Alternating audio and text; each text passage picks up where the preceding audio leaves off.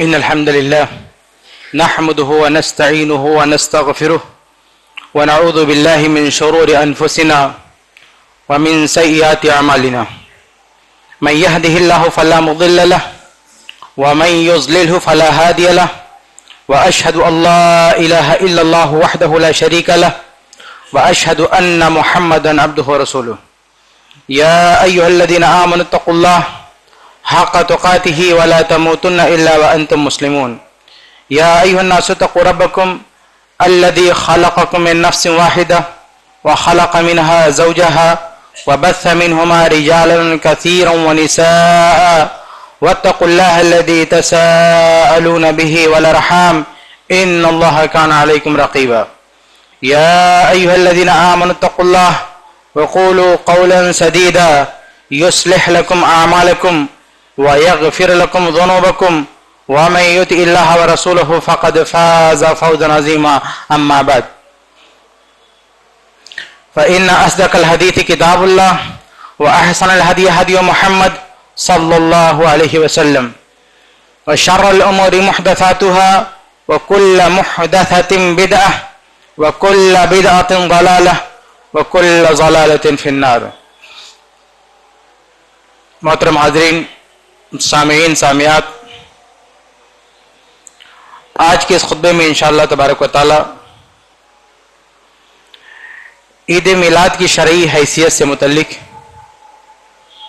کچھ باتیں آپ کے سامنے رکھنے کی کوشش ہوگی. عید میلاد سے مراد اللہ کے نبی صلی اللہ علیہ وسلم کی یوم پیدائش پر جو رسم و رواج کچھ لوگوں نے اپنا رکھے ہیں اسے عید کا نام دیتے ہیں، ان کی شرعی حیثیت کیا ہے. اس موضوع کے تحت انشاءاللہ 3 حصوں میں ہم بات کریں گے. سب سے پہلے دیکھیں گے کہ اس عید میلاد کی تاریخ کیا ہے، کب سے اس کی شروعات ہوئی ہے، کن لوگوں نے شروعات کی ہے، اس کی پوری ہسٹری کیا ہے. دوسرے نمبر پر ہم دیکھیں گے کہ اس کی شرعی حیثیت کیا ہے. قرآن اور حدیث کی روشنی میں، سلف کے طور و طریقے کی روشنی میں اس کی شرعی حیثیت کیا بنتی ہے. اور تیسرے نمبر پر ہم دیکھیں گے کہ اس حوالے سے جو شبہات ہیں لوگوں کے ذہن میں، جن کو وہ دلائل سمجھتے ہیں، ان کی کیا حیثیت ہے اور ان کا ازالہ کیسے ہو سکتا ہے، اس پر ہم بات کریں گے. تو یہ 3 چیزیں ہیں جس پر انشاءاللہ ہم بات کریں گے. شروع کرتے ہیں. سب سے پہلے اس عید میلاد کی تاریخ دیکھتے ہیں، کب سے اس کی شروعات ہوئی. تو دیکھیں صحیح بخاری وغیرہ کی ایک حدیث ہے کہ خیر الناس قرنی ثم الذین یلونہم ثم الذین یلونہم، کہ اللہ کے نبی صلی اللہ علیہ وسلم فرماتے ہیں کہ سب سے بہترین زمانہ، یعنی اس امت کا سب سے بہترین دور وہ ہے جو ہمارا دور ہے، عہد رسالت، نبی کا دور سب سے بہترین دور ہے. اس کے بعد سب سے بہترین ہے دور وہ ہے جو عہد رسالت کے بعد آئے گا، صحابہ کا دور ہے.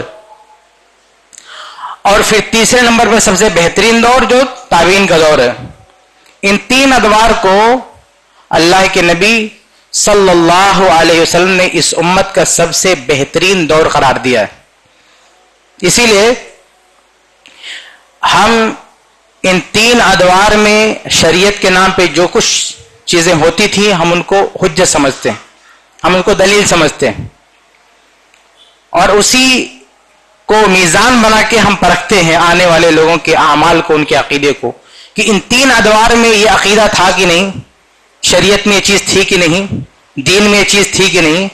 ایسا ممکن نہیں ہے کہ جن ادوار کو اللہ کے نبی صلی اللہ علیہ وسلم نے سب سے بہترین ادوار قرار دیا ہے، سب سے بہترین زمانہ قرار دیا گیا ہے، اس زمانے والے کسی ایسے خیر سے محروم رہ جائیں جو وہ کر سکتے تھے اور انہوں نے نہیں کیا اور آج ہم اس کو کرنے بیٹھے ہیں. یہ ممکن نہیں ہے.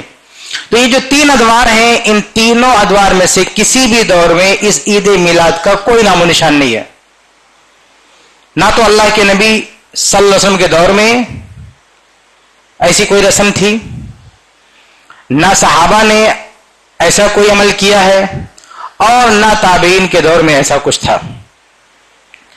بلکہ 300 سال کے بعد چوتھی صدی ہجری کے نصف اخیر میں، یعنی آپ کہہ لیں 350 سال کے بعد، ہجرت کے 350 سال کے بعد، 3 صدیاں اور مزید ایک نصف صدی گزرنے کے بعد اس بدعت کی ایجاد ہوئی ہے. یہ سب سے پہلے ذہن میں رکھیں کہ 350 سال کے بعد اس کی ایجاد ہوئی ہے. بعض کتابوں میں لکھا ہے 600 سال کے بعد، لیکن صحیح بات ہے کہ 350 سال کے بعد اس کی ایجاد ہوئی ہے. اور 600 سال کے بعد کیوں کہتے ہیں میں ابھی اس کو بتاتا ہوں. 350 سال کے بعد اس کی ایجاد ہوئی ہے. ایجاد کرنے والے کون ہیں؟ یہ فاطمی خلفاء ہیں. فاطمی خلفاء کا جو دور تھا وہ چوتھی صدی ہجری کے نصف اخیر کے بعد کا دور ہے. انہی لوگوں نے یہ بات ایجاد کی ہے. اس کو کس نے مینشن کیا اپنی تاریخ کی کتاب میں؟ مقریزی کی ایک کتاب ہے، تقید المقریزی کی، الخطط والآثار. انہوں نے اپنی کتاب میں یہ بات لکھ رکھی ہے کہ فاطمی خلفاء کون کون سا تیوہار مناتے تھے.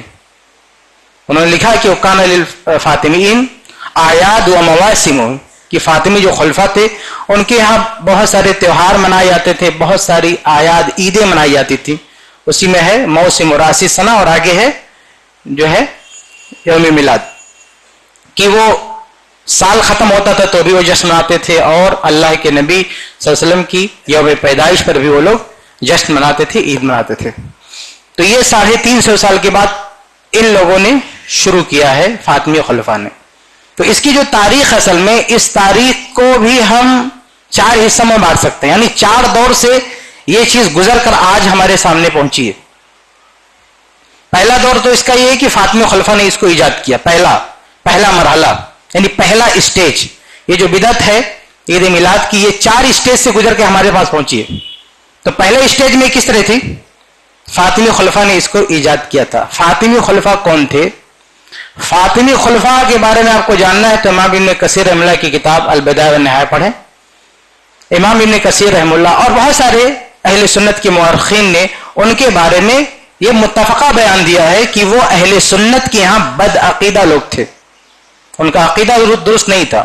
2 لحاظ سے ان کے اندر کمیاں تھیں. ایک تو ان لوگوں نے یہ جھوٹا دعویٰ کیا کہ ہمارا تعلق فاطمہ بنت محمد صلی اللہ علیہ وسلم سے، یعنی اہل بیت سے. ان لوگوں نے بہت ساری گمراہیاں پھیلائی. تو ان اپنی گمراہیوں کو مدلل کرنے کے لیے، اپنی گمراہیوں میں، اپنے اقوال میں، اپنی باتوں میں وزن پیدا کرنے کے لیے انہوں نے اپنی نسبت کر دی اہل بیت سے. یعنی جب یہ ہمیشہ سے ہر دور میں گمراہ لوگوں کا یہ شیوا رہا ہے کہ انہوں نے جب دیکھا کہ ہماری دلیلیں کمزور پڑنے لگی تو اہل بیت کا نام لے کے چمک گئے.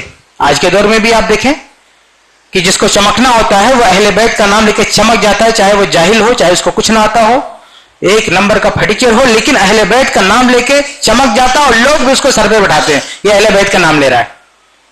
تو ہر دور میں ایسے لوگوں نے بہت نقصان کیا ہے، عقیدے کا، عمل کا، مسلمانوں کے اندر بدعت و خرافات کے لحاظ سے بہت زیادہ امت کو نقصان پہنچایا. ایسے لوگوں نے جن کے پاس دلائل کم ہوتے ہیں، دلائل کا وزن نہیں ہوتا ہے، وہ اہل بیت کا سہارا لے کے ہمارے درمیان گھس آتے ہیں. اور اہل بیت سے کس کو محبت نہیں ہے؟ اللہ کے نبی صلی اللہ علیہ وسلم سے کس کو محبت نہیں ہے؟ اس محبت میں وہ اپنے آپ کو کنٹرول نہیں کر پاتا اور ان کے چنگل میں پھنس جاتا ہے. تو یہ فاطمی خلفاء، ان لوگوں نے فاطمی جو نسبت ہے، جو ٹائٹل ہے، یہ جھوٹ موٹ اپنے اوپر سوار کر لیا. جیسے آج بھی کتنے لوگ ہیں نا اپنا سرنیم چینج کر دیتے ہیں، خاندان کچھ ہے اور اپنے کسی مقصد کے تحت کوئی اور خاندان شو کرتے ہیں. اور حدیثوں میں اس کی بڑی مذمت آئی ہے. اللہ کے نبی صلی اللہ علیہ وسلم نے ایسے لوگوں کی بڑی مذمت کی ہے جو اپنا خاندان، اپنا سرنیم چینج کرتے ہیں. جو جس خاندان کے اپنے آپ کو اسی خاندان کی طرف منسوب کرنا چاہیے، اپنا خاندان نہیں چینج کرنا چاہیے، اپنے آباء و اجداد کا نام نہیں چینج کرنا چاہیے. تو فاطمی خلفاء نے کیا کیا؟ خود کو فاطمی کہا، جو ایک جھوٹا دعویٰ تھا. یہ پہلی غلطی. اور یہ سب کیوں کیا؟ اپنی بدعقیدگی پہ پردہ ڈالنے کے لیے، اس کو چھپانے کے لیے، اپنے عقائد میں وزن پیدا کرنے کے لیے خود کو نام دے دیا ہم فاطمی خلفاء ہیں، ہم بہت بڑے عشق رسول والے ہیں، محبت رسول والے ہیں. اب اپنے اس دعوے کو سپورٹ کرنے کے لیے، اپنے اس دعوے کو مدلل کرنے کے لیے ان لوگوں نے یہ دوسرے لوگوں کی کاپی کرتے ہوئے عید میلاد منانا شروع کر دیا، جیسے عیسائیوں میں مناتے ہیں. تو انہوں نے بھی شروع کیا کہ ہم کچھ ایسا کرتے ہیں کہ ہمارا وہ عمل پروف کرے کہ ہم واقعی سب سے زیادہ محبت رسول والے ہیں، ہم سب سے زیادہ نبی کو ماننے والے ہیں۔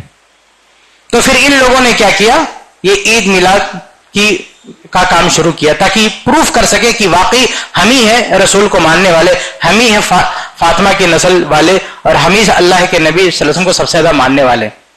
تو یہ اس بدعت کے ایجاد کرنے والے ہیں فاطمی خلفاء۔ ان کے بارے میں آپ ابن کثیر رحمہ اللہ کے البدایہ و نہایہ پڑھ لیں، اس وقت کے اہل سنت کے جتنے بڑے بڑے ائمہ نے تھے سب نے ان پر نقد کیا، سب نے ان کو بدعقیدہ قرار دیا، سب نے ان کو اپنے نسب کے دعوے میں جھوٹا قرار دیا، بلکہ متفقہ یعنی بہت سارے علماء نے باقاعدہ اکجا ہو کے اکٹھا ہو کے ان کے خلاف اجتماعی فتویٰ صادر کیا۔ ایسا بہت کم ہوتا ہے کہ علماء کی ایک ٹیم اکٹھا ہو کے کوئی فتویٰ صادر کرے، انفرادی طور پر آدمی ایک عالم فتویٰ دے دیتا ہے، لیکن جب کوئی بہت اہم مسئلہ ہوتا ہے تو علماء کی ٹیم اکٹھا ہوتی ہے اور فتویٰ صادر کرتی ہے۔ جیسے مرزا غلام احمد قادیانی جس نے نبوت کا دعویٰ کیا تو علماء نے اجتماعی فتویٰ دیا، سارے علماء نے مل کے فتویٰ دیا اس کے خلاف۔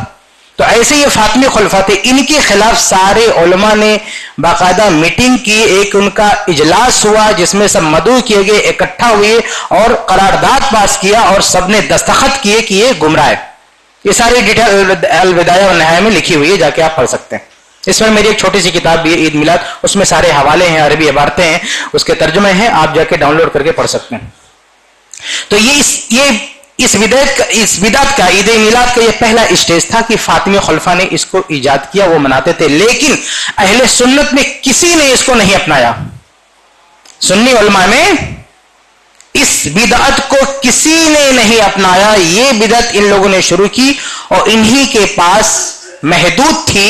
اہل سنت میں کسی بھی علاقے میں، دنیا کی کسی بھی علاقے میں، کسی بھی علاقے کے سنی علماء نے، سنی عوام نے ان چیزوں کو نہیں لیا، یہ صرف انہی حد تک رہی۔ یہ اس بدعت کا پہلا اسٹیج ہے، اور تقریباً 200 سال تک، 2 صدی تک یہ بدعت صرف وہی مناتے رہے، یہ رسم صرف وہی مناتے رہے۔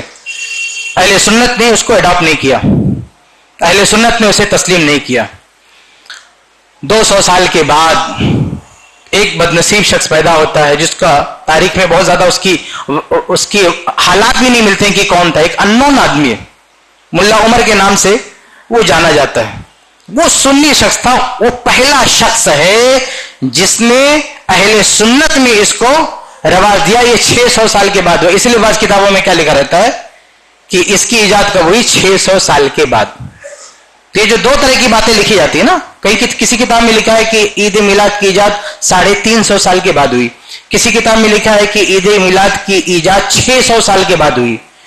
تو جن لوگوں نے لکھا ہے کہ 350 سال کے بعد ہوئی، ان کی مراد یہ کہ فاطمی خلفاء نے 300 سال کے بعد اس کو ایجاد کیا، لیکن چونکہ اہل سنت ان سے الگ تھے اس لیے اہل سنت کے حوالے سے اگر کوئی لکھتا ہے کہ اہل سنت میں یہ چیز کب آئی تو وہ لکھتے ہیں 600 سال کے بعد اس کی ایجاد ہوئی۔ تو اس اعتبار سے دونوں باتیں صحیح ہیں اپنی جگہ پہ، ٹھیک ہے۔ تو یہ ملا عمر کا نام کا شخص اہل سنت پہ پیدا ہوا، اس نے اس بدعت کو اڈاپٹ کر لیا اور اہل سنت میں رواج دینا شروع کیا۔ یہ دوسرا اسٹیج ہے اس بدعت کا، یہ دوسرا مرحلہ ہے کہ یہ بدعت کہاں گھسائی، اہل سنت میں گھسائی۔ لیکن یہ شخص تھا فقیر، اس نے بہت ہاتھ پیر مارے لیکن بہت زیادہ کامیاب نہیں ہوا۔ تو ایک تیسرا اسٹیج آتا ہے اس بدعت کا کہ ایک بادشاہ اس کا سپورٹ مل جاتا ہے اس بدعت کو، وہ ایک بادشاہ کو اپنی طرف مائل کرنے میں، اس کا کوکبوری کے نام سے جانا جاتا ہے، ابو سعید کوکبوری۔ تو اس شخص نے مالی اعتبار سے اس کو سپورٹ کیا۔ کسی بھی بدعت کو پنپنے میں مالی سپورٹ بہت ضروری ہے، اتنا ذہن میں رکھیں، بغیر مالی سپورٹ کے بدعت آگے نہیں بڑھ پاتی۔ آپ جتنے بھی بدعتیوں کو دیکھیں گے، آپ دیکھیں کتنا پیسہ خرچ کرتے ہیں، اس لیے اہل حدیث کو اللہ کا شکر ادا کرنا چاہیے کہ ان کے پیسے کتنے محفوظ ہیں۔ ان کے ہاں عید میلاد کے نام پہ، جشن معراج کے نام پہ، محرم کے نام پہ، جلوس کے نام پہ کوئی خرچہ نہیں ہے۔ اللہ رب العالمین ان کی جیب کو بچا کے رکھا، ان کے پیسے کو بچا کے رکھا، اس لیے ان لوگوں کو مسجد میں، مدارس میں، اللہ کے راستے میں دل کھول کے خرچہ کرنا چاہیے، کیونکہ اللہ تعالیٰ نے فالتو خرچ سے ان کو بچا کے رکھا ہے۔ اور جو بدعتی لوگ ہیں ان کی دیکھیں کیسی بدنصیبی ہے کہ یہ فالتو جگہوں پر ان کا بے تحاشا پیسہ خرچ کرتے ہیں، علم گلم ہر جگہ خرچ کرتے ہیں، کوئی بھی آ کے ان کو لوٹ کے جاتا ہے دین کے نام پہ۔ لیکن یہ اہل حدیث کی سعادت ہے، ان کی خوش قسمتی ہے کہ ان کے پیسے محفوظ ہیں، جلدی کوئی آدمی ان کو بیوقوف نہیں بنا پاتا ہے دین کے معاملے میں کہ ان سے پیسہ ہٹ لے دین کے حوالے سے. تو یہ جو بادشاہ تھا اس نے مالی اعتبار سے سپورٹ کیا تو اس بدعت میں اور گروتھ ہوئی, یہ اور پھلی پھولی اور آگے بڑھی. تو یہ تیسرا اسٹیج ہے اس بدعت کا کہ ایک مالی سپورٹ اس کو مل گیا اور پھر بادشاہ اپنی پوری دولت صرف کر کے اس کو منانے لگا. لیکن ابھی بھی ایک چیز کی کمی تھی کہ اس بدعت کو علماء کا سپورٹ حاصل نہیں تھا. ملا عمر نامی جاہل شخص نے اس کو شروع کیا, بادشاہ وہ بھی جاہل تھا, اس نے سپورٹ کیا, لیکن جو اہل علم تھے کسی بھی مسلک کے رہے ہوں, کسی بھی فرقے کے رہے ہوں, اہل علم نے, اہل سنت کی علماء نے اس کو سپورٹ نہیں کیا تھا. یہ یتیم بدعت تھی, یتیم, کسی عالم نے اس کو سپورٹ نہیں کیا تھا. یہاں تک کہ ایک چوتھا اسٹیج آتا ہے اس بدعت کا کہ ایک شخص جس کا نام ابن دہیا, ابو الخطاب ابن دہیا, یہ شخص پہلا شخص ہے, پہلا عالم ہے اسلامی تاریخ کا جس نے علمی اعتبار سے اس کو سپورٹ کیا. یہ محدث تھا, حدیث کا بہت بڑا جانکار تھا, بہت ذہین آدمی تھا, زبان کا ماہر تھا, نحو میں بڑا ماہر تھا. تو ابو الخطاب, اس کی بڑی اچھی اچھی کتابیں ہیں عربی میں, لیکن اپنی تمام صلاحیتوں کے باوجود, حدیث میں مہارت کے باوجود, فقہ میں بھی اچھی خاصی جانکاری تھی, زبان و ادب میں انشا پرداز تھا, بڑا ماہر تھا. لیکن ایک کمی اس کے اندر یہ تھی کہ یہ بادشاہوں کے ساتھ اٹھتا بیٹھتا تھا, اور بادشاہوں کے ساتھ بہت زیادہ, بڑے لوگوں کے ساتھ بہت زیادہ جو آدمی اٹھتا بیٹھتا ہے. آپ سلف کے اقوال دیکھیں, امام ابن الجوزی رحمہ اللہ کی تلبیس ابلیس پڑھ لیں, ایسے لوگوں کو ایکسپوز کیا ان لوگوں نے جو بڑے لوگوں کے ساتھ بیٹھتے ہیں, ان کے من کا فتویٰ بنا کے دیتے ہیں ان کو کہ حضرت کو کیا اچھا لگتا ہے, ان کو یہ اچھا لگتا ہے, چلو فتویٰ بنا دیا, ان کو دے دیا. صبح ان کے من میں کچھ آیا تو فتویٰ بنا کے دے دیا, شام کو موڈ چینج ہو گیا تو فتویٰ بھی چینج کر دیا. ایسے بد نصیب عالم ہوتے ہیں. تو اگر جو بہت زیادہ جس کا لنک ہو جائے بڑے علماء کے ساتھ, بڑے لوگوں کے ساتھ, سیٹھ لوگوں کے ساتھ, بادشاہوں کے ساتھ, تو اس کی مت ماری جاتی ہے, اور وہ عالم ہونے کے باوجود, ماہر ہونے کے باوجود بھی وہ ضلالت کی کھائی میں گر جاتا ہے. تو یہی حشر ہوا ابن الخطاب کا, ابن دہیا کا, ابو الخطاب ابن دہیا کا. یہ بہت علم والا شخص تھا, محدث تھا, سب کچھ تھا, لیکن اس قدر گمراہ ہوا جب اس نے بادشاہ کو خوش کرنے کے لیے کیا کیا, اس نالائق نے علمی سپورٹ کیا اور باقاعدہ عید میلاد کی تائید میں پوری کتاب لکھ دیا. یہ اسلامی تاریخ میں اس ٹاپک پہ لکھی جانے والی پہلی کتاب ہے, یہ پہلا مؤلف ہے. اس سے پہلے کتاب لکھنا تو بہت دور کی بات ہے, کسی عالم نے سپورٹ بھی نہیں کیا تھا, اس کے حق میں کسی عالم نے فتویٰ بھی نہیں دیا تھا, لیکن اس شخص نے سب سے پہلے کتاب لکھی اور علمی طور پہ اس کو سپورٹ کیا. اس کے بعد ہوا کیا, ہوا یہ کہ جو دوسرے علماء تھے, محدثین تھے, انہوں نے بری طرح سے بھی جرح کیا. امام ابن حجر رحمہ اللہ نے لسان المیزان میں لکھا ہے کہ ابن النجار نے کہا کہ رأیت العلماء مجتمعین علی کذبہ و وضعہ, کہتے ہیں کہ ہم نے دیکھا کہ علماء اس بات پر متفق ہو گئے کہ یہ شخص جھوٹ بولنے لگا اور حدیثیں گھڑنے لگا. یعنی اس حد تک بڑے لوگوں کا, بادشاہوں کا غلام بن چکا تھا یہ عالم کہ ان کے منشا کے مطابق, ان کے من کے مطابق یہ حدیث گھڑنے لگا, جھوٹ بولنے لگا. اور سلف کے جو اقوال اس کے خلاف ملتے تھے تو سلف کو بھی برا بھلا کہنے لگا. چنانچہ امام ابن حجر, امام ذہبی اور بہت سارے علم نے لکھا ہے کہ کان کثیر الواقعۃ فی ائمہ السلف, کہ ائمہ سلف جو پرانے علماء ہیں, تابعین ہیں, پرانے علماء ہیں, چونکہ ان کے اقوال اس کے خلاف جاتے تھے, اس لیے اس بد نصیب نے کیا کیا, ان علماء پہ طعن کرنا شروع کر دیا, ان علماء کو بھی برا بھلا کہنا شروع کر دیا, ان کو بھی راہ حق سے ہٹا ہوا بولنا شروع کر دیا تاکہ ہماری بات مانی جائے. تو یہ شخص ہے ابن دہیا, اس نے علمی اعتبار سے سپورٹ کیا. اس کے بعد جب اس علماء یعنی کوئی عالم آ کے انوالو ہو گیا اس مسئلے میں, تو ظاہر ہے کہ اب بہت سارے لوگ اس کے بہکاوے میں آ گئے. اب وہ کوئی آیت لیتا یا کوئی حدیث لیتا, دور دور کا تعلق نہیں ہوتا, جوڑ دیتا عید میلاد سے. اور اس کے بعد تو بھی ایک سے ایک لوگ آئے اور سپورٹ کر کے چلے گئے, اس بدعت کو آج بھی لوگ سپورٹ کر رہے ہیں. تو یہ اس عید میلاد کی تاریخ ہے, یہ 4 اسٹیج سے گزر کر ہم تک پہنچی ہے. سب سے پہلے تو فاطمی خلفاء نے اس کو ایجاد کیا, لیکن 200 سال تک یہ بدعت وہیں تک رہی ہے, پہلا اسٹیج ہے. دوسرا اسٹیج بدعت کیا ہے کہ ملا عمر نے اہل سنت میں اس کو رواج دیا. تیسرا اسٹیج یہ ہے کہ بادشاہ کوکبری جو اس کے دور کا بادشاہ تھا اس نے مالی اعتبار سے سپورٹ کیا. چوتھا اسٹیج یہ کہ جو ہے ابو الخطاب ابن دہیہ نے علمی اعتبار سے اس کو سپورٹ کیا. اس کے بعد یہ پوری طرح سے ڈیزائن ہو کر یہ بدعت اہل سنت میں آ چکی. اہل سنت نے پوری طرح سے اس کو اڈاپٹ کر لیا اور اس کو منانے لگے. یعنی اہل سنت کا جو بدعتی طبقہ تھا اس میں ایسا نہیں کہ اہل سنت کے سارے علماء نے لے لیا, نہیں, جو بدعتی طبقہ تھا اس نے اس کو گلے لگا لیا یہ بدعت کو, اور آج تک یہ بدعت جو ہے چلی آ رہی ہے اور اہل بدعت کا طبقہ اس کو مناتے ہوئے چلا آ رہا ہے. لیکن کسی بھی دور میں جو سلف کے ماننے والے علماء ہیں, جو اصل محدثین ہیں, جو اصل فقہاء ہیں, انہوں نے کسی بھی دور میں اس کا سپورٹ نہیں کیا. حتیٰ کہ آپ دیکھیں کہ جو 4 مسلک بڑے مشہور ہیں, حنفی, مالکی, شافعی, حنبلی, ان میں سے یعنی ان چاروں میں سے تو کسی نے اس کا فتویٰ نہیں دیا. ان 4 ائمہ میں سے کسی نے عید میلاد کا فتویٰ نہیں دیا. آپ پوری ان کی کتابیں کھنگال ڈالیں, آپ کو کہیں نام و نشان نہیں ملے گا. ان 4 فقہ کے جو بڑے بڑے ائمہ ہیں انہوں نے بھی اس کا فتویٰ نہیں دیا. لیکن وہ جو بدعت کی طرف مائل ہو گئے, چاہے وہ شوافع میں سے ہوں, چاہے وہ مالکیہ میں سے ہوں, چاہے وہ احناف میں سے ہوں, ان میں سے بہت سارے جو گمراہ تھے ان لوگوں نے منانا شروع کیا. صرف ایک ہی گروہ بچا رہا, آج تک اس سے دور رہا, وہ اہل الحدیث کا گروہ ہے. اہل الحدیث نے کسی بھی دور میں, نہ اہل حدیث کے عالم نے, نہ اہل حدیث کے جاہل نے, نہ اہل حدیث کے عوام نے, اہل حدیث کے کسی بھی فرد نے اس بدعت کو اپنے قریب بھی نہیں پھٹکنے دیا کسی بھی دور میں.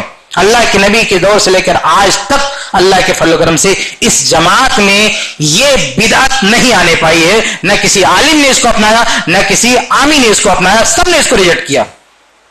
یہ اہل حدیث کے اصول, ان کے منہج, ان کے عقیدے کی پختگی کی دلیل ہے.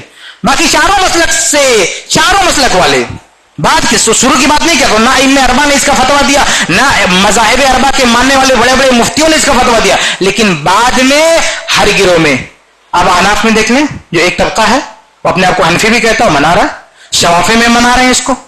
حنبلیوں میں بھی پہلے ایسے کئی گزرے ہیں جو اس کی تائید کرتے تھے. ہر مسلک میں کچھ نہ کچھ ایسے گمراہ لوگ گزرے ہیں جو اس کی تائید کرتے ہوئے پائے گئے, چاہے وہ مالکیہ میں سے ہو, احناف میں سے ہو, شوافی میں سے ہو. لیکن اہل الحدیث نے کبھی اس کی تائید نہیں کی. یہ اس کی تاریخ تھی, یہ عید میلاد کی تاریخ تھی جو میں نے آپ کے سامنے رکھی. اب آئیے بات کرتے ہیں کہ عید میلاد کی شرعی حیثیت کیا ہے. دیکھیے, اس کی شرعی حیثیت کو سمجھنا ہے تو صرف بہت ہی مختصر انداز میں سمجھ سکتے ہیں کہ جب یہ چیز ایجاد ہی بعد میں ہوئی ہے, تو جب بعد میں ایجاد ہوئی ہے تو شریعت میں اس کی کوئی گنجائش ہی نہیں ہے, کیونکہ اس چیز کا نام بدعت ہے, بدعت. اور قرآن و حدیث میں بدعت سے سختی کے ساتھ منع کیا گیا, بلکہ ہر جمعہ کے خطبے میں, خطبہ حاجہ میں یہ کہا جاتا ہے کل بدعت ضلالہ وکل ضلالۃ فی النار. ہر بدعت گمراہی ہے, ہر بدعت جہنم میں لے جانے والی چیز ہے. یہ وارن کیا جاتا ہے پبلک کو ہر جمعہ کے خطبے میں. اللہ کے نبی صلی اللہ علیہ وسلم اپنے ہر خطاب میں یہ بات کہا کرتے تھے, بدعت سے لوگوں کو روکا کرتے تھے, اور آج تک علماء بدعت سے روکتے آئے ہیں. تو یہ بدعت ہے جب اس کا وجود ہی بعد میں ہوا, نہ قرآن میں ہے, نہ حدیث میں ہے, نہ سلف نے کیا ہے, نہ صحابہ نے کیا ہے, تو بتائیے اس کی شرعی حیثیت کیا ہو سکتی ہے؟ اس کی شرعی حیثیت قطعاً قابل قبول, شریعت میں اس کی کوئی گنجائش نہیں ہو سکتی ہے. اور اس بات سے دھوکہ مت کھائیں جو لوگ مثالیں دیتے ہیں, وہ ٹاپک الگ ہو جائے گا, میں اس طرف نہیں جاؤں گا, کہ لوگ بدعت حسنہ کے نام پہ کہتے ہیں بدعت تو ہے, پھر بدعت کی 2 تقسیم کر دیں گے, کہیں گے بدعت سیئہ یہ بری چیز ہے, بری جو بدعت ہے نا اس کو ریجیکٹ کیا جائے گا, لیکن بدعت حسنہ دین میں جو اچھی چیز ہے اس کو ایکسپٹ کیا جائے گا, گرچہ اس کا وجود بعد میں آیا ہو, گرچہ اس کو بعد میں بنایا گیا ہو. تو میرے بھائی اسلام میں بدعت کی ایسی کوئی تقسیم نہیں ہے. سیئہ و حسنہ کے نام سے کوئی بدعت نہیں, ساری کل بدعت ضلالہ, ہر بدعت گمراہی ہے. کوئی بھی بدعت ایسی نہیں ہے جس کو آپ حسنہ کہہ سکیں. امام ابن بطہ نے صحیح سند سے نقل کیا کہ ابن عمر رضی اللہ عنہ فرماتے تھے کل بدعت ضلالہ وان رآها الناس حسنہ, کہ ہر بدعت گمراہی ہے گرچہ لوگ اسے اچھا ہی سمجھیں. اور سنن دارمی کی حسن روایت ہے, کوفہ کی مسجد میں کچھ لوگ بیٹھ کے کنکر پتھر پر تسبیح و تحلیل پڑھ رہے تھے. ایک صحابی نے دیکھا تو انہوں نے عبداللہ بن مسعود رضی اللہ تعالیٰ عنہ کو آگاہ کیا کہ ایسا ہونے لگا. عبداللہ بن مسعود رضی اللہ تعالیٰ عنہ غضبناک ہو گئے اور کہا کہ اللہ کے نبی صلی اللہ علیہ وسلم کے برتن بھی ختم ٹوٹے نہیں, آپ کے کپڑے بھی رکھے ہوئے ہیں, اللہ کے نبی کے آثار موجود ہیں اور تم لوگوں نے بدعتیں ایجاد کر لی. تو لوگوں نے کیا کہا کہ واللہ ما اردنا الا الخیر. کہا کہ اے ابن مسعود رضی اللہ تعالیٰ عنہ ہمارا ارادہ تو خیر کا ہے, ہم یہ تو اچھا کام کر رہے ہیں, کوئی غلط کام تھوڑی کر رہے ہیں, کوئی سیاح کوئی منکر تھوڑی کر رہے ہیں, یہ اللہ اکبر ہی تو پڑھ رہے ہیں, تسبیح ہی تو پڑھ رہے ہیں, اس میں غلط کیا ہے؟ تو عبداللہ بن مسعود رضی اللہ تعالیٰ نے فرمایا کہ کم من مرید للخیر لن یصیبہ, کہ کتنے ایسے ہیں خیر کے متلاشی, خیر کرنا چاہتے ہیں لیکن ان کے نصیب میں نہیں آتا, وہ خیر کو نہیں پہنچ پاتے. تو میرے بھائی دین کے معاملے میں خیر کیا ہے, اچھا کیا ہے, یہ ڈیسائیڈ ہم اور آپ نہیں کر سکتے. یہ فیصلہ کرنے کا حق بھی صرف اللہ کو ہے, اللہ کے رسول کا. ہم کیا کہہ رہے ہیں؟ کچھ لوگ کہتے ہیں کہ دین میں یہ برا ہے اور یہ اچھا ہے. یہ اچھا ہے تم کو کس نے بتایا بھائی؟ دین کے حوالے سے کیا اچھا ہے اور کیا برا ہے یہ فیصلہ بھی اللہ کرتا ہے. ہم اور آپ, ہمارا ذہن کتنا بھی صاف ستھرا ہو, کتنے بڑے علامہ ہو, کچھ بھی ہو, محدث مفسر کچھ بھی ہو, لیکن اللہ کو کیا پسند ہے کیا پسند نہیں ہے یہ فیصلہ ہم اپنی طرف سے نہیں کر سکتے. اللہ بتائے گا تو نہیں پتہ چلے گا. تو دین بنانے والا اللہ ہے. دین کے معاملے میں اللہ کو کیا پسند ہے کیا ناپسند ہے یہ ہم ترجمانی نہیں کر سکتے, ہم اللہ کی نیابت نہیں کر سکتے. تو جو عالم یہ کہتا ہے کہ دین کے بارے میں یہ اچھا ہے, وہ اللہ اس کے رسول کی نیابت کرنے کی کوشش کر رہا ہے. وہ یہ دعویٰ کر رہا ہے کہ اللہ کو بھی یہ چیز اچھا لگے گا, پتہ لگا لیا, اس کے پاس وہی آئی, جبریل آ کے بتا گئے اس کو کہ یہ چیز اچھی ہے. تو بہرحال دین میں چاہے برا سمجھ کے کوئی آدمی ایجاد کرے چاہے اچھا سمجھ کے کرے, ہر حال میں وہ منکر ہے, اس کی کوئی گنجائش نہیں ہے. صحیح بخاری کی بڑی مشہور حدیث ہے من احدث فی امرنا ھذا ما لیس منہ فہو رد, کہ ہمارے اس معاملے میں یعنی ہمارے دین میں اگر کسی نے نئی چیز لائی جو پہلے سے اس میں نہ تھی تو ریجیکٹڈ ہے, وہ مردود ہے. اور باقی جو مثالیں دی جاتی ہے کہ بھئی اور بہت ساری نئی نئی چیزیں آ گئی ہے, لائٹ پنکھا وغیرہ پلین وغیرہ, ارے بھئی دنیاوی چیزیں ہیں. مسلم احمد کی حدیث ہے, اللہ کے نبی صلی اللہ علیہ وسلم فرمایا کہ اذا کان شیئا من امری دنیاکم فشانکم, کہ جب تمہارے دنیا کا کوئی معاملہ ہو تو تم آزاد ہو, جیسا چاہو کرو, بائی ڈیفالٹ تم آزاد ہو, الا یہ کہ کہیں منع کر دیا گیا ہو. لیکن اذا کان شیئا من امری دینکم, لیکن جب تمہارے دین کا معاملہ ہو فالیہ, تو مجھ سے رجوع کرنا ضروری ہے. دین کے بارے میں بائی ڈیفالٹ ساری چیزیں منع ہے, اتنا ہی کرنا ہے جتنی اجازت ہو, اور دنیا کے بارے میں بائی ڈیفالٹ ساری چیزیں آپ کے لیے جائز ہیں. صرف ان چیزوں سے رکنا ہے جس سے آپ کو روکا گیا ہو. جس چیز سے نہیں روکا گیا دنیاوی معاملہ ہے آپ کر سکتے ہو, اور دین کے معاملے میں اصول الگ ہے کہ جو بتایا گیا وہی کرنا ہے, جو نہیں بتایا گیا نہیں کرنا ہے. یہ اصول ہمارا نہیں ہے, اللہ کے نبی کے الفاظ ہیں اذا کان شیئا من امر دنیاکم فشانکم, تمہارے دنیا کا معاملہ تو کرو جیسا کرنا ہے, لیکن اذا کان شیئا من امر دینکم, لیکن تمہارے دین کا معاملہ ہو فالیہ, تو میری طرف رجوع ہونا ضروری ہے, میری اجازت میری تعلیم اس پر ضروری ہے. تو یہ اصول نبی نے دیا ہے, یہ علماء کا اپنے گھر کا بنایا وہ اصول نہیں ہے. تو یہ جو عید میلاد ہے یہ دین کا معاملہ ہے, یہ کوئی دنیاوی معاملہ, کوئی تجارت کا مسئلہ نہیں, کوئی کھانے پینے کا مسئلہ نہیں, یہ دین کا مسئلہ ہے. اس لیے اس دین کے معاملے میں اللہ کی تعلیم ہونی چاہیے, اللہ کا حکم ہونا چاہیے, رسول کی تعلیم ہونا چاہیے, صحابہ کرام کا عمل ہونا چاہیے. کچھ بھی نہیں ہے, اس لیے اس کی کوئی گنجائش نہیں ہے. تو یہ ہے اس کی شرعی حیثیت کہ یہ چیز کی کوئی گنجائش نہیں ہے, اور اس کو بدعت کہنے میں ذرا سا بھی ہم کو جھجک نہیں ہے, کیونکہ جو چیز نہیں لائی گی دین میں وہ بدعت ہے. بلکہ جو منانے والے نا وہ بھی اس کو بدعت ماننے پہ مجبور ہے. لیکن ایک لفظ جو بولتے ہیں صحیح حسنہ, بدعت حسنہ, یہ بدعت ہے, اس لیے وہ مجبور ہے کیا بولنے پہ بدعت ہے, یعنی وہ مانتے بدعت ہے لیکن یہ ٹائٹل ہے حسنہ. حسنہ کہاں سے لے بھائی آپ, یہ بدعت ہے, یہ کہتے بدعت نہیں, بعد میں یہ چیز آئی ہے, بعد میں آئی ہے لیکن اچھا ہے. اچھا تم کو کس نے بتایا اچھا؟ اللہ نے بتایا اچھا ہے, رسول نے بتایا اچھا ہے, صحابہ کرام نے بتایا اچھا ہے, یا جبرائیل السلام وہی لے کر آئے کہ اچھا ہے؟ تم کون, تمہاری کیا اوقات ہے, تمہاری کیا حیثیت ہے یہ فیصلہ کرنے کی اچھا ہے؟ ہماری نظر میں دین کے بارے میں وہی اچھا ہے جسے اللہ اچھا کہے, رسول اچھا کہے, صحابہ کرام اچھا کہے. باقی دنیا کا کتنا بڑا علامہ ہو اس کے اچھا کرنے سے کوئی چیز اچھی نہیں ہو جائے گی, سمجھ رہے؟ تو یہ اس کی شرعی حیثیت تھا. آگے بڑھتے ہیں. اس موضوع کا تیسرا حصہ یہ کہ جو لوگ اس کے حق میں دلائل دیتے ہیں جو حقیقت میں شبہات ہیں ان کی کیا حیثیت ہے. آئیے ان میں سے وقت تو نہیں زیادہ 2-3 کی وضاحت کر دیتے ہیں. یہ لوگ ایک دلیل یہ دیتے ہیں, دیکھیے یہ لوگ جو دلیلیں دیتے ہیں ان کی 2 قسمیں. پہلی قسم ایسے دلائل ہیں جو بدعت حسنہ کے سپورٹ میں, یعنی اصولی دلائل ہیں, یعنی براہ راست عید میلاد کی دلیل نہیں دیتے, دلیل یہ دیتے کہ بدعت حسنہ کی گنجائش ہے, یہ اصول ثابت کرنے کی کوشش کرتے. اور جب بدعت حسنہ کی گنجائش ہے تو اس میں عید میلاد بھی آ گیا, جشن محرم بھی آ گیا, جشن معراج بھی آ گیا, سب آ گیا. یہ ایک ٹائپ کی دلیل ہے. اور دوسرا خاص عید میلاد سے جڑی ہوئی کچھ دلیلیں پیش کرنے کی کوشش کرتے ہیں. یہ جو پہلی ان کی دلیل نا اصول, تو اس کے تعلق سے میرے خیال سے اسی مسجد میں نے خطبہ دیا تھا, بدعت حسنہ کی حقیقت, نیٹ پہ اپلوڈ ہوگا, جا کے آپ دیکھ سکتے. اس میں ساری باتیں میں نے آپ کے سامنے رکھی تھی, اس کو میں دہرانا نہیں چاہتا. بس ایک لیٹسٹ دلیل جو انہوں نے لائی ہے میں اس کا جواب دینا چاہتا ہوں. ان کی پرانی جو بھی دلیلیں تھی اس کا جواب ہم دے چکے ہیں, لیکن یہ اپنے دلائل کو اپڈیٹ کرتے رہنا گا.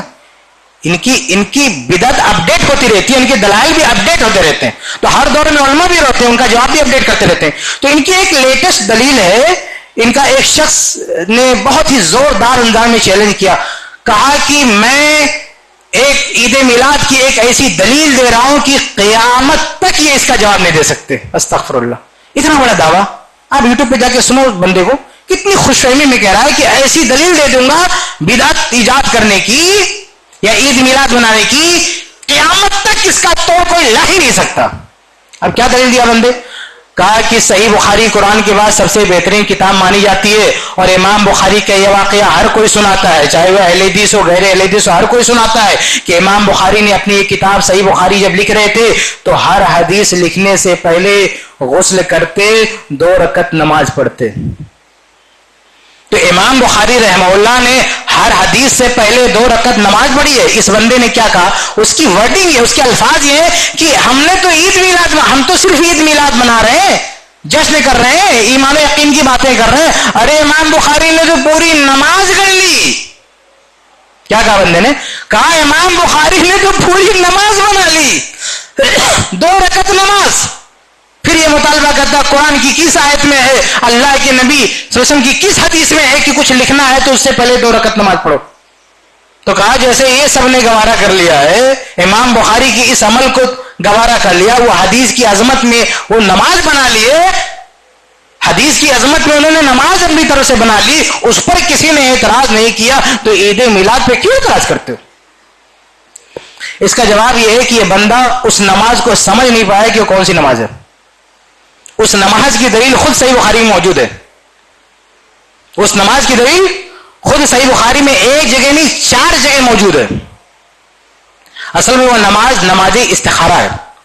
چنانچہ فتح الباری میں خود امام بخاری رحمہ اللہ نے کہا, ان کے اپنے الفاظ ہیں کہ میں نے اس کتاب میں کوئی حدیث رکھنے سے پہلے استخرت اللہ وصلیت رکعتین, میں نے اللہ سے استخارہ کیا اور 2 رکعت نماز پڑھی. اور امام بخاری رحمہ اللہ نے استخارہ کی دلیل حدیث میں دی. اللہ نے فرماتے ہیں کہ جب تم میں سے کوئی بھی کسی اہم معاملے کا ارادہ کرے فلیصلی رکعتین, تو 2 رکعت نماز پڑھے. جب کسی بھی کو کوئی اہم کام کرنا ہو, اور جابر رضی اللہ عنہ فرماتے فی الامور کلھا, اللہ کے نبی نے ہر معاملے میں استخارہ کی تعلیم دی ہے. کوئی بھی اہم کام آپ کرنا چاہیں 2 رکعت نماز پڑھ کے وہ شروع کر سکتے ہیں. تو امام بخاری کا جو عمل ہے نا, ہر حدیث سے پہلے استخارہ کرنا, اس کی دلیل موجود ہے.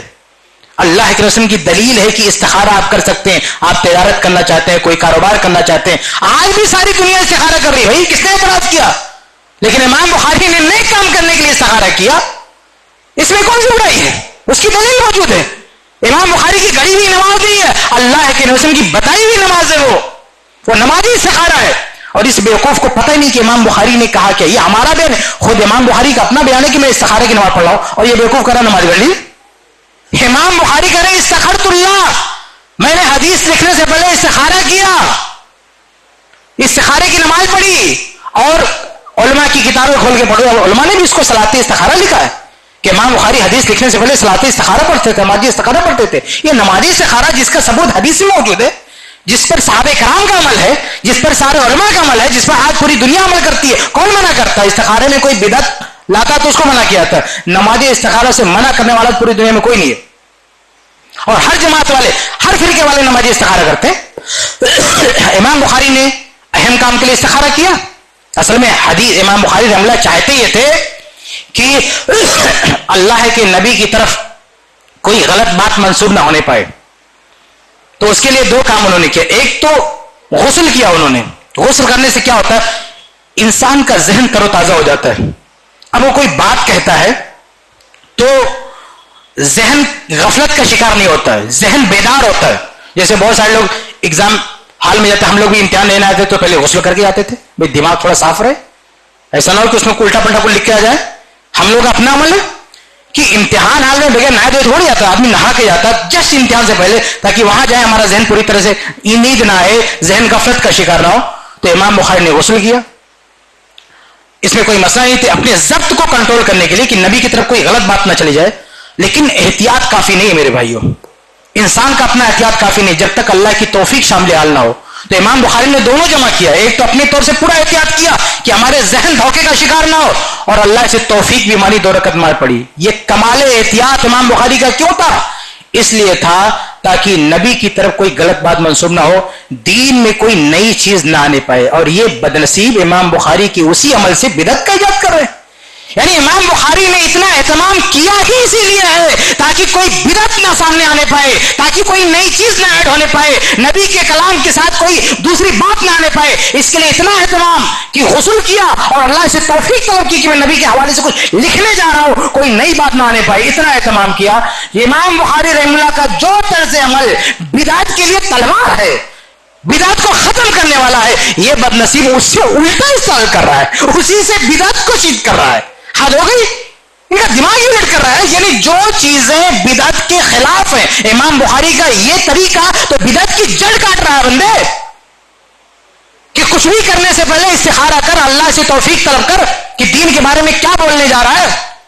تو یہ امام بخاری رحمہ اللہ نے ایسا نہیں ہے کہ ایک ہی دن میں 2 دن میں پوری صحیح بخاری لکھ دی. کچھ لوگ مذاق اڑاتے ہیں کہ بھئی ایک دن میں بار بار غسل کر رہا ہے, یہ کیا رہے. امام بخاری نے 16 سال میں یہ کتاب لکھی ہے. اور اگر مقررات کو چھوڑ دیں جو غیر مقرر حدیثیں ہیں تو وہ 2500 پلس حدیثیں ہیں صحیح بخاری میں. یعنی 16 سال میں اگر 2500 پلس حدیثیں لکھی ہیں تو 2 دن میں ایک حدیث آتی ہے. 2 دن میں ایک دن نہانا کون سی بات, آپ تو ہم ڈیلی نہاتے ہیں جی, روزانہ نہاتے ہیں. تو ایسا نہیں ہے ہمارے اور آپ کی طرح سے قلم اٹھایا اور لکھنا شروع کر دیا, نا ایک حدیث لکھنے میں 2 دن کا وقفہ, یعنی 2 دن غور و فکر, 2 دن کا اہتمام, 2 دن کی تیاری, 2 دن کے بعد ایک حدیث لکھی جا رہی ہے. 16 سال لگے ہیں. یہ سارا اہتمام کس لیے ہوا؟ تاکہ کوئی غلط بات اس میں نہ آنے پائے. اور اس اہتمام کا نتیجہ اور رزلٹ یہ ہے کہ قرآن کے بعد سب سے بہترین کتاب کا درجہ اس کو ملا ہے. اس کا رزلٹ بھی ہمارے سامنے ہے نا, اس اہتمام کا اور اللہ سے طلب توفیق کا نتیجہ ہے کہ قرآن کے بعد سب سے پہلا نمبر اس کو ملا ہے. تمہاری بدعت کو کون سا نمبر ملا جی؟ اس کا تو کوئی علماء کیا اس کو کوئی شمار نہیں. تم تو خود اپنے منہ سے کہنے پہ مجبور بدعت ہے. یہ اسٹیٹس ہے تمہاری خرافات کا.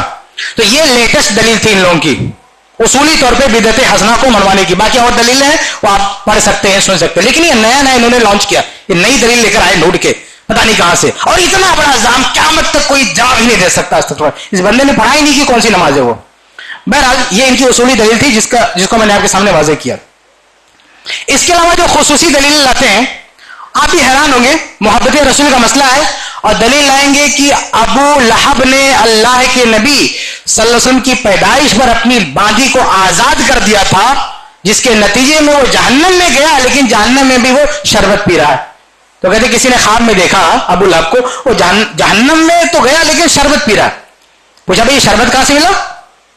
اس نے کہا وہ نبی کی پیدائش میں جو میں نے باندھی آزاد کیا تھا نا, تو اللہ نے مجھے جہنم میں تو ڈال دیا, لیکن یہ رعایت مجھ کو ملی ہے کیونکہ میں نے نبی کی پیدائش پر یہ کام کیا تھا تو مجھ کو یہ رعایت مل گئی. یہ کیا ہے؟ یہ جھوٹی بات ہے میرے بھائیو.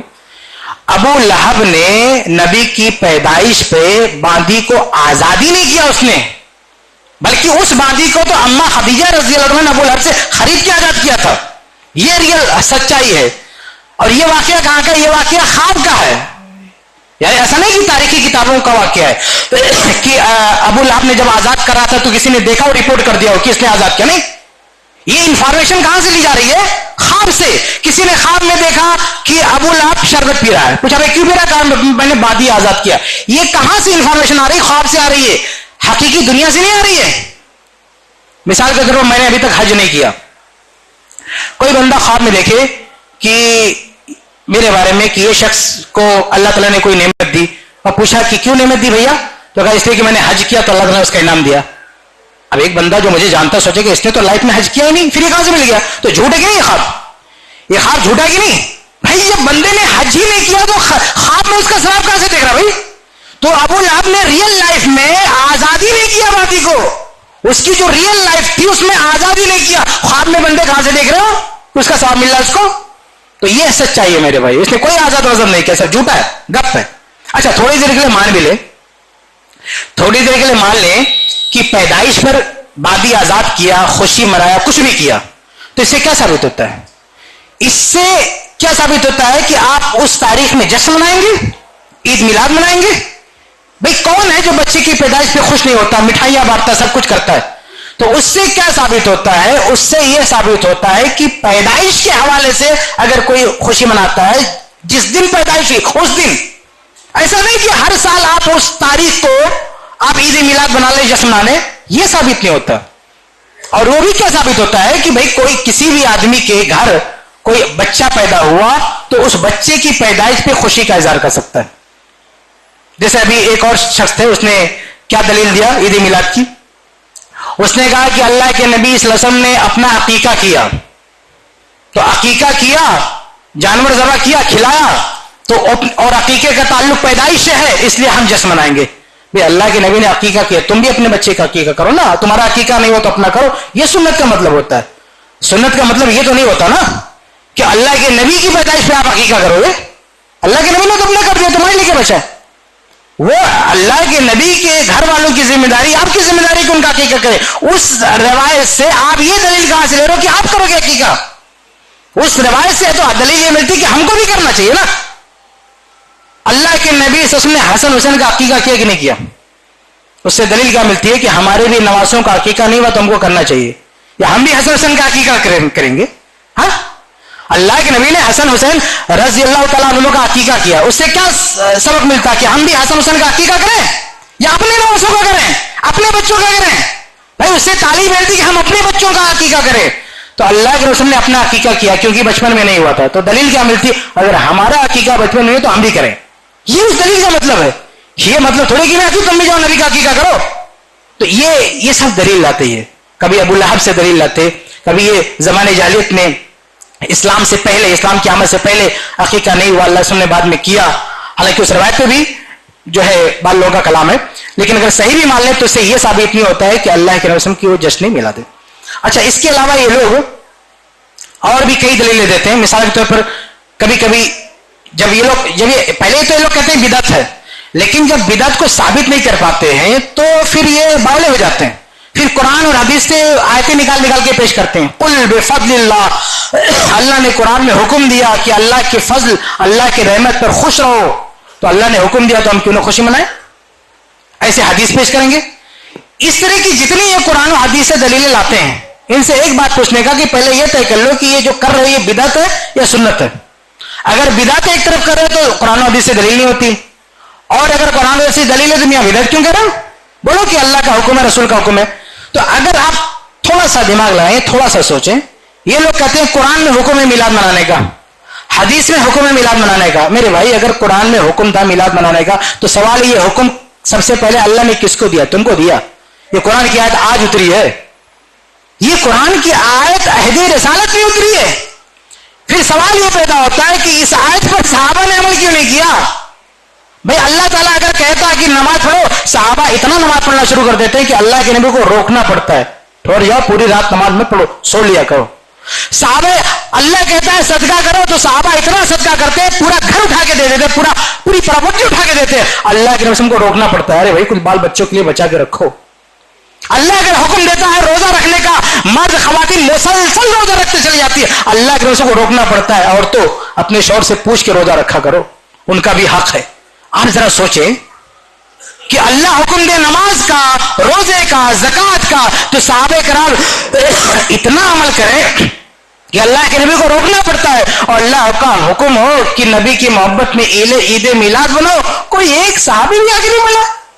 سوچنے کی بات نہیں ہے، وہ بھی سال میں صرف ایک مرتبہ. کسی ایک صحابی نے بھی کام نہیں کرا، اس پر کسی ایک صحابی نے عمل نہیں کیا کہ چلو یہ بھی ہم کرتے ہیں. یہ کیسے ممکن ہے کہ صحابہ نبی کے اشارے پر جان دینے والے وہ نبی کی محبت پہ عید میلاد نہ منائے؟ یہ کیسے ہو سکتا ہے؟ اور بات ختم کروں گا، وقت ہو گیا. صرف لاسٹ بات، آخری بات. کچھ لوگوں نے اس کا بھی حل نکالا ہے.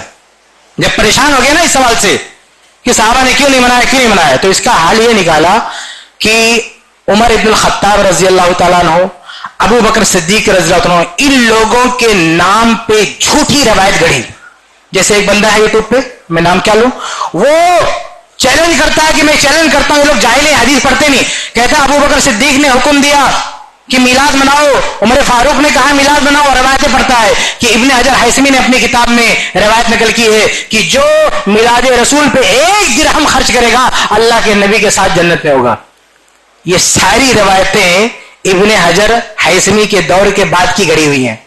ان کے نام کی ایک کتاب لوگوں نے مارکیٹ میں اتاری ہے، حالانکہ انہوں نے لحاظ آدمی تو بدعتی تھا، لیکن اس نے بھی وہ بات نہیں لکھی ہے، وہ اس کی کتاب بھی نہیں، بلکہ اس نے تو خود اپنی دوسری کتاب میں لکھا ہے کہ سلف میں سے کسی سے ثابت نہیں ہے، اس نے خود لکھ رکھا ہے. لیکن ان لوگوں نے ایک چھوٹا سا پمفلیٹ نکال کے گڑھ کے اپنی طرف سے بنا کے جھوٹ موٹ اس میں لکھ ڈالا ابو بکر صدیق نے کہا مناؤ، عمر فاروق نے کہا مناؤ. ایسے چلے گا؟ محدثین کا جب تک پہرا ہے تمہاری چوچلے بازی چلے گی؟ کسی بھی صحابی کے نام پہ کچھ بھی جھوٹ موٹ لا کے بک دو، یہ ہرگز نہیں ہو سکتا. تو صحابہ کرام نے نہیں منایا ہے، لیکن ان نالائقوں نے جھوٹ موٹ میں 2-3 صفحے کی کتاب بنا ڈالی ہے اور لکھ دیا کہ امام ابن حجر حیثمی رحمہ اللہ نے اس کو اپنی کتاب میں نقل کیا. ان کی کتاب ہی نہیں ہے، اور مان بھی نہیں کہ انہوں نے نقل کیا، تو کیا فرق پڑتا ہے؟ ان کے نقل کرنے سے صحیح ہو جائے گا؟ وہ اس کا ثبوت ہونا چاہیے اللہ کے نبی صلی اللہ علیہ وسلم سے. یہ بعد کے علماء ہیں، بعد کے علماء اگر کہہ بھی دیں اور صحابہ کے خلاف ہے تو ہم صحابہ کے خلاف ان کی بات نہیں مان سکتے. تھوڑی دیر پہلے میں نے کہا تھا نا، یہ لوگوں نے امام بخاری سے حوالہ دیا کہ انہوں نے بدعت ایجاد کی، نعوذ باللہ. انہوں نے ایجاد نہیں کی، میں نے واضح کر دیا. لیکن اگر ایجاد کیا بھی ہوتا تو ہمارے لیے دلیل نہیں ہے. سمجھ رہے؟ ہمارے لیے دلیل کیا ہے؟ قرآن ہے، صحابہ کے حدیث ہے، صحابہ کے اقوال ہے. یہ ابن حجر حیثمی کی کیا حیثیت ہے بدعتی آدمی؟ امام بخاری جیسا شخص بھی اگر کوئی ایسا قول کہہ دے، کوئی ایسی بات کہہ دے جس کی دلیل قرآن و حدیث میں نہ ہو، ہم اسے قبول نہیں کرتے. اس لیے علماء کے حوالے نہیں، نبی کے حوالے چاہیے، صحابہ اکرام کے حوالے چاہیے، صحیح سند کے حوالے چاہیے. یہ چند باتیں تھیں عید میلاد کے تعلق سے. اللہ تعالیٰ کہ اللہ تعالیٰ ہم سب کو ہر طرح کی بدعت و خرافات سے بچائے اور سنتوں پر عمل کرنے کی توفیق عطا فرمائے. آمین.